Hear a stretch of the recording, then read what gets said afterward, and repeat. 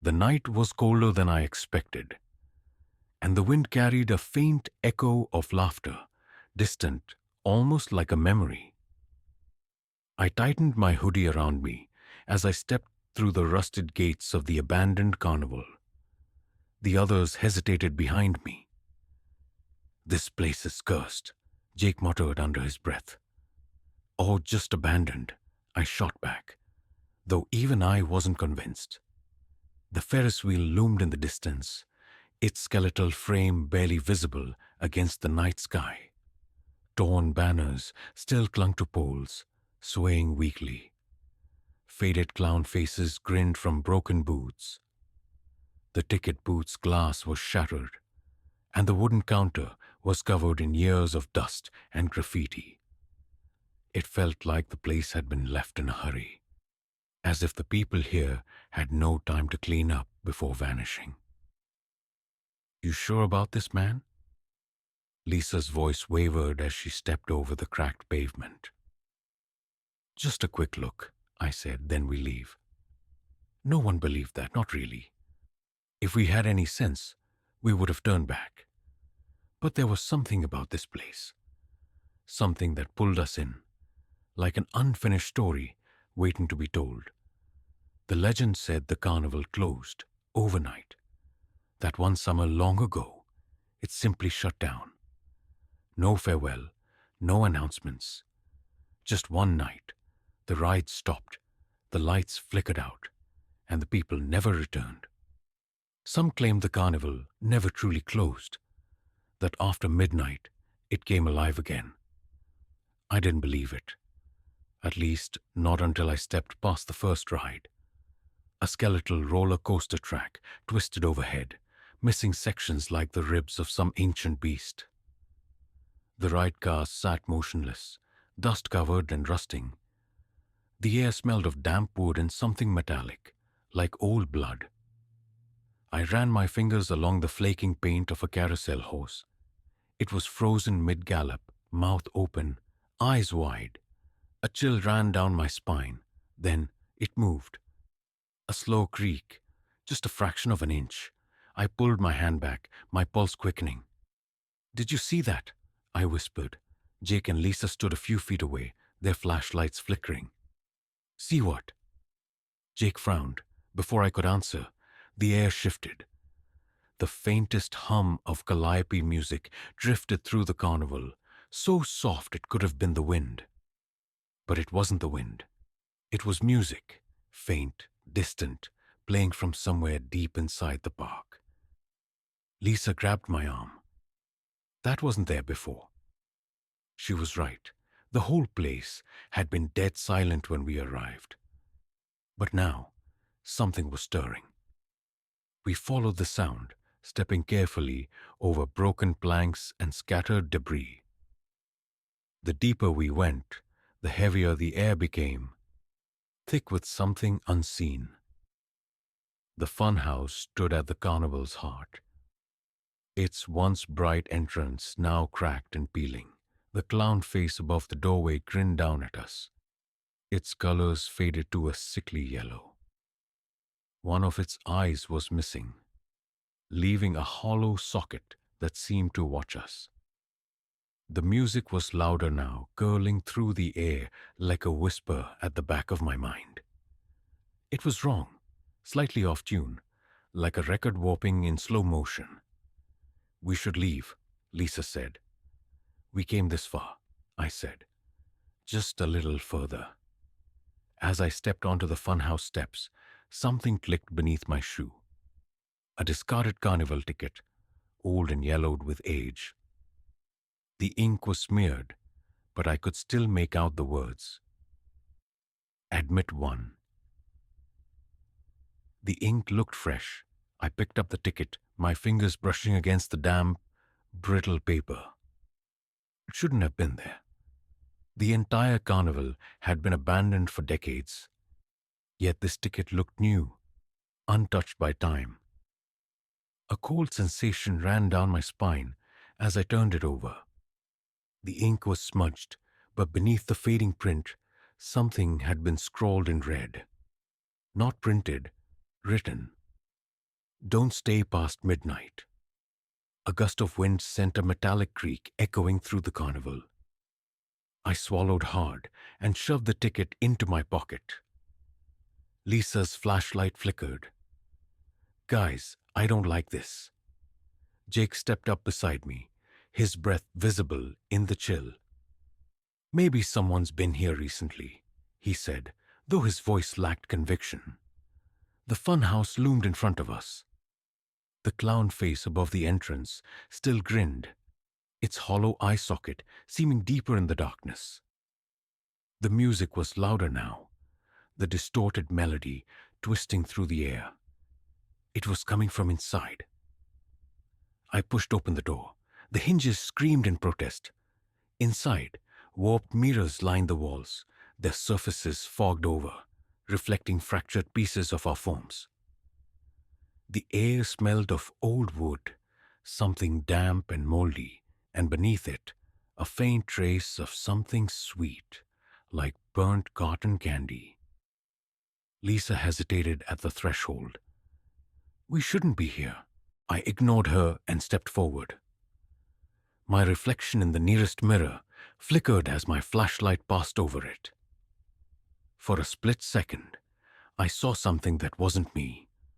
Something taller, standing just behind my shoulder. I spun around, but there was nothing there. A distorted laugh crackled through the air. Not from us. Jake swore under his breath. Did you hear that? Lisa was already backing toward the door. We have to go, now. But something was off. The entrance, where we had just walked in, was gone. Only another mirrored wall remained, stretching endlessly in every direction. My stomach dropped. That wasn't like that before. Lisa's voice trembled. I turned, shining my flashlight along the walls. Every direction looked the same. Distorted reflections, the light bouncing and bending unpredictably. The music continued, a warped carnival tune echoing from somewhere deeper inside. Jake exhaled sharply. All right, screw this. We'll find another way out. We moved cautiously, following the narrow pathway between the mirrors. Our reflections twisted as we walked. At first, they moved with us. Then, I noticed something strange. One of them didn't. It stood still, my breath caught in my throat. I took a step back. The reflection remained frozen, staring at me. Jake and Lisa hadn't noticed yet. I forced myself to breathe, to keep walking, but my pulse thundered in my ears. Then, the reflection smiled. Not my smile. Something wider, unnatural. A grin stretched too far across its face, teeth sharp and gleaming under the dim light. A bulb overhead flickered. The reflection twitched. Then it stepped forward. I grabbed Lisa's arm, yanking her back. Run! She didn't question it. None of us did. We bolted, our footsteps slamming against the warped wooden floor as the distorted laughter returned, louder, closer. The mirrors around us shuddered, the glass vibrating like something inside was trying to break free. We twisted through the maze, the paths shifting, leading us in circles. My breath was ragged, my legs burning. The funhouse was alive. Jake nearly crashed into a wooden doorway at the end of the hall. He shoved it open, and we tumbled into another room. This one was worse. Rows of carnival mannequins stood motionless in the dim glow of a single, flickering light bulb. Their painted faces were frozen in expressions of joy, but their glass eyes watched. The door slammed shut behind us. Lisa gasped, "Oh my God!" The laughter outside faded. The music slowed, warped notes stretching unnaturally. Then, one of the mannequins moved. The mannequin's fingers twitched. At first, it was a subtle movement, like a puppet whose strings had been lightly tugged. Then, its head jerked to the side with a sickening crack. Lisa screamed. Jake grabbed my arm. Go, go. We sprinted through the narrow path between the figures, but they were everywhere, rows of them, frozen in eerie, painted grins. My flashlight flickered as we ran, casting long shadows on the cracked floor. Then the mannequins turned their heads. One by one, their faces followed us, eyes wide and glassy, their limbs shifting in unnatural, stiff motions. A choked laugh crackled through the air, not from Lisa, not from Jake, not from me. It came from somewhere deep within the carnival, a voice twisted with amusement. I felt it before I saw it. The air changed. The room swayed like the ground beneath us was tilting. The wooden boards creaked, groaning under an unseen force. The mannequins stepped forward, their joints cracking, their painted smiles stretching unnaturally wide. We pushed ours through a side door, slamming it behind us. The laughter behind us stopped abruptly. But something was wrong. This wasn't where we had entered. The funhouse had changed. Gone were the distorted mirrors. Instead, we stood in a cut carousel room. The faded horses frozen mid-gallop. The wooden poles spiraled into the ceiling, and the air smelled of dust and something rotting. Jake's breathing was ragged. This wasn't here before. Lisa was shaking. I don't understand. We were just in the... Then the carousel trap started moving. The music crackled to life, a warbling calliope tune that sounded warped and broken.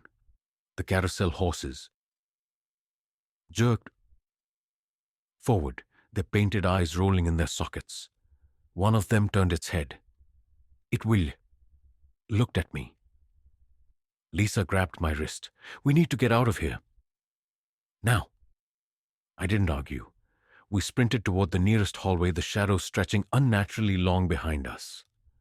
The music got sped up, the carousel spinning faster, the horses moving on their own.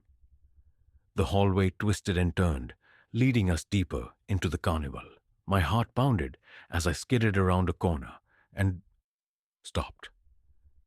We had reached the main carnival grounds, and the carnival was awake. The rusted rides were moving. The Ferris wheel, its skeletal frame groaning, slowly turned in the distance. The roller coaster rattled along its tracks, though there were no passengers. The calliope music played from unseen speakers, rising and falling in an offbeat melody, and worst of all, the carnival was no longer empty. Figures moved between the rides, their silhouettes shifting in the flickering glow of suddenly lit bulbs. Shadows twisted unnaturally, stretching and bending like they weren't bound by normal laws. Jake whispered, Who are they? Lisa shook her head violently. They aren't people. She was right. They weren't. One of the figures turned toward us. Its face was blank, a smooth mask, featureless, except for two hollow eye sockets. It tilted its head, then twitched forward, its motions jagged, like a puppet with tangled strings. Then theirs all turned. A chorus of laughter, warped, inhuman, echoed across the carnival, and then they ran straight for us. We ran. The sound of our footsteps was drowned out by the inhuman laughter, echoing through the carnival. The figures now moved too fast, their jagged limbs twitching with unnatural speed. The ground beneath us felt unsteady, like the entire carnival was shifting under our weight. Lisa screamed behind me. They're catching up. I didn't dare look back. My lungs burned, but I kept running, my legs aching with every step. Jake was ahead of us, dodging through the twisted remains of old carnival booths. A rusted popcorn machine buzzed to life. As we passed, the scent of something foul and abundant filling the air. The exits were gone. I knew it before we even reached the edge of the carnival. The entrance, the rusted turnstiles we had climbed through, wasn't there anymore. Just an endless row of carnival games, their prizes swaying in the cold wind. Lisa's breath hitched. No, this isn't real. Jake grabbed her arm. We need to find another way out. Keep moving. I turned sharply, nearly slipping on the cracked pavement. The Ferris wheel loomed in the distance, its rusted cart swaying as if something unseen was riding it. Beyond it, I spotted something. A gate. A tall metal exit gate standing at the far edge of the carnival. There, I pointed. The back entrance, let's go. We sprinted toward it. The figures behind us shrieked, their laughter warping into something high-pitched and distorted. The air felt heavy, like it was pressing down on my chest. My vision blurred at the edges, but I forced myself forward. Jake reached the gate first. He grabbed the bars, and Arbor shook them. They're locked, his voice cracked. Lisa was sobbing now. We're trapped, The laughter poilag stopped. The carnival bum fell silent. My breath was ragged as I turned. The figures had stopped running.